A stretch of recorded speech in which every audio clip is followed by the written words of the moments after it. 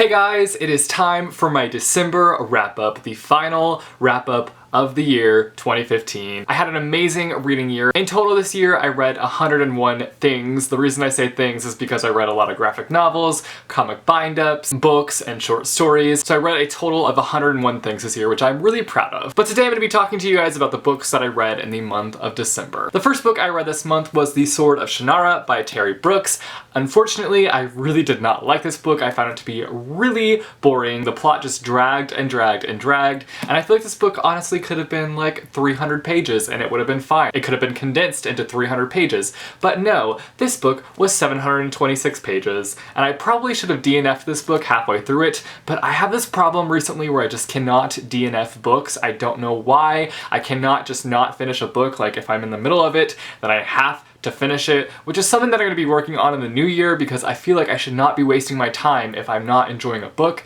So I did power through this book, so unfortunately I did not like this book, and it was probably my least favorite book of the year. Then I read Winter by Marissa Meyer. This is the final book in the Lunar Chronicles series. I did do a full book review on this book, so if you want to hear all of my thoughts, I will leave a link down below where you can watch the review. We also did a Booksplosion live show for this book, which I will leave a link to down below if you want to hear a full-length discussion with the Booksplosion crew. But in short, I really love this book. I found it to be a fantastic conclusion to this series, and I was very satisfied with how everything came to a close. There were a few things that I felt like were a little bit too convenient, but other than that, I really enjoyed it, and I really want more from this world, and especially these characters, because the characters within this book just make this story super entertaining, and I would love to go on more adventures with them, and I would love to read more books about them in the future. I don't know if she has any plans for them. I know that we're getting Stars Above, which is a bind-up of novellas, and we're getting an extra short story that takes place after Winter, but I don't know if she has any plans to write more with these characters, but I really hope she does, because I love them. Then I randomly decided to pick up In the Afterlight by Alexandra Bracken. I just kind of wanted to finish off this trilogy,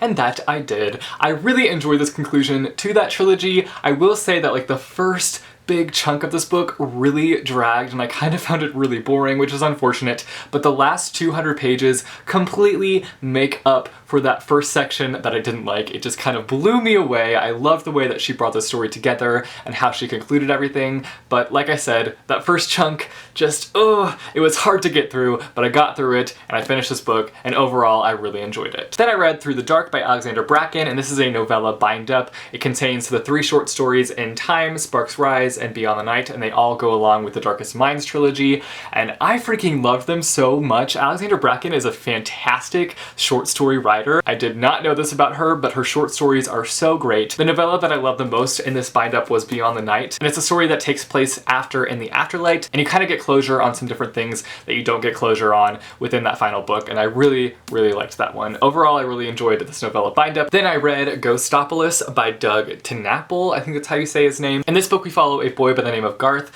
who is dying. He has a sickness, and his mother keeps taking him to different doctors, but they keep telling her the same thing, that he's dying and that there's just no hope for him. And then one day, Garth is transported into this world full of spirits. Garth meets the spirit of his grandfather, and together they try to find a way to get Garth out of this world. While I did like this graphic novel, I felt like this was a story that I have read before, and I also just felt like there was a major lack of world building when it came to the world that Garth was transported into. But for the most part, it was a fun, nice, light graphic novel, and it helped bump up my Goodreads goal, so there's that. Then I read the graphic novel Flight, and this is a bunch of graphic novel short stories that have to do with the topic of flight. They are each given the topic of flight, and they must create this short story surrounding the word flight. Unfortunately, this really fell flat for me. There were like 4 stories that I really enjoyed and I found to be really interesting, but the rest of them were just meh. They were nothing special. Some of them I just didn't really understand what was going on, and some of them I didn't understand how they had to do with flight. It just didn't make sense,